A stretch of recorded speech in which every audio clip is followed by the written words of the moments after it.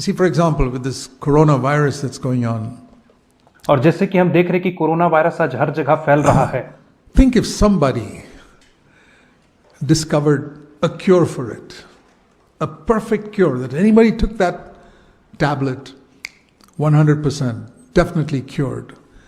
और यदि कोई व्यक्ति इस बीमारी का, कोरोना वायरस की बीमारी का इलाज ढूंढ निकालता है या एक ऐसी दवाई बना लेता है जिसका सेवन यदि कोई व्यक्ति करे तो पूरे रीति से ठीक हो जाए, he would get the Nobel Prize for medicine.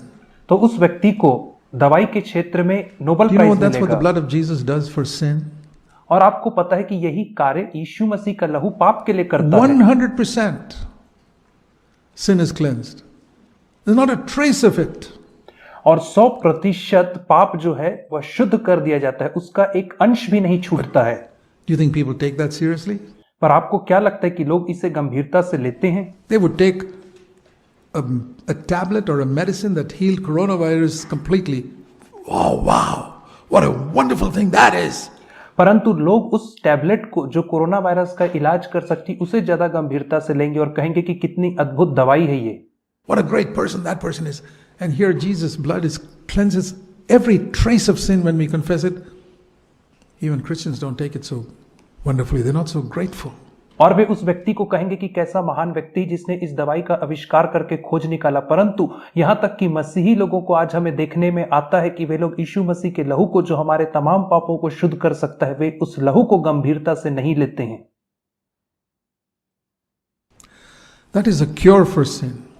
और वही तो पाप के लिए एक दवाई है।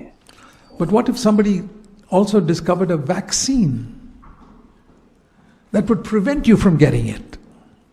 That's another thing. A cure is a medicine. A vaccine is something that prevents you from getting it.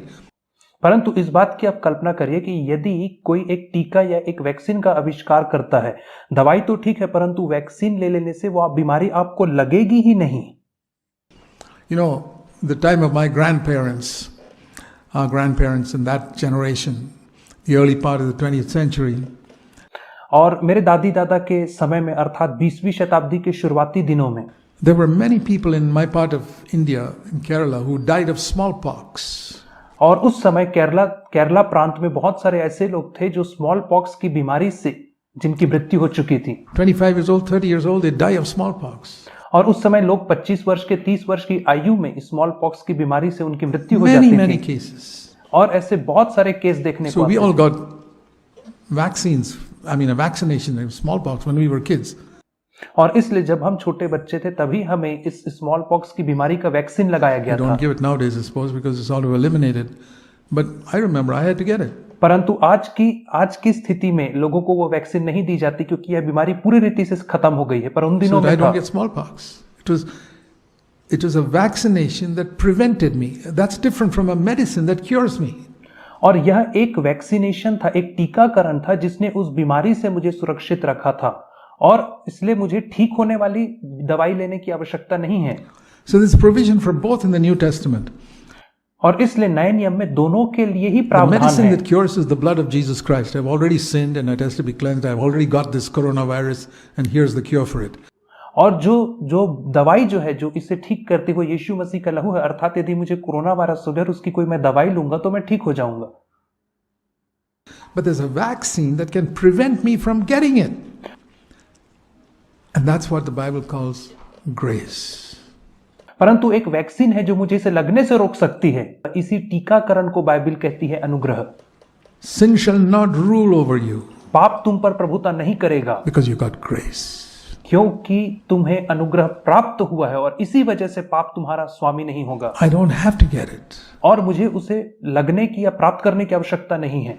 Can you imagine how excited people would be if there was a guaranteed vaccination that would prevent you from ever getting the flu or ever getting the virus?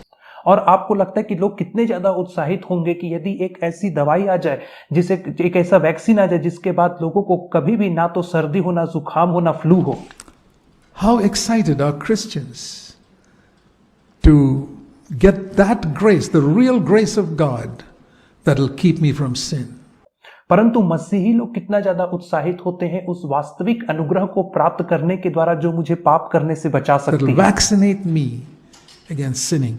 और वह मुझे पाप के विरोध में टीकाकरण प्रदान This करेगा। is the question we need to ask ourselves as believers. Forget the rest of the world.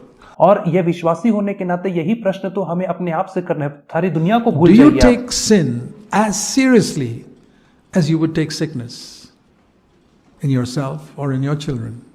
क्या आप जितनी गंभीरता से बीमारी को अपने और अपने परिवार के लिए लेते हैं, क्या आप पाप को भी अपने और अपने परिवार के लिए उतनी गंभीरता से By लेते his हैं? stripes we are healed, उसके कोड़े that we खाने might से die to sin and live to righteousness. और उसके कोड़े खाने से हम सब चंगे हो गए ताकि हम पाप के लिए मर जाएं और उसके बाद हम धार्मिकता के लिए जीवन जी सके।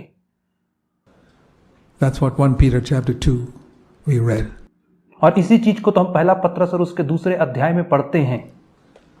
So in the midst of a world which lives on fear, we lift up our heads और एक ऐसे संसार के मध्य में जो भय में जीवन जीता है, हम अपने सिर को ऊपर because our उठाते हैं। heart is strengthened by grace, as it says in Hebrews 13 verse 8.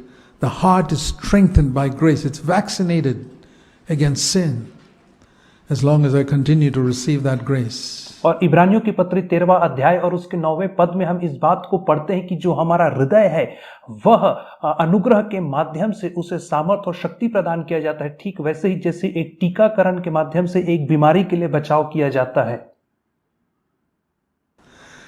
And that is how we are to live and be a blessing in the church. और इसी रीति से तो हमें जीवन जीना है और कलीसिया के लिए एक आशीष का कारण बनना है। Amen. आमीन।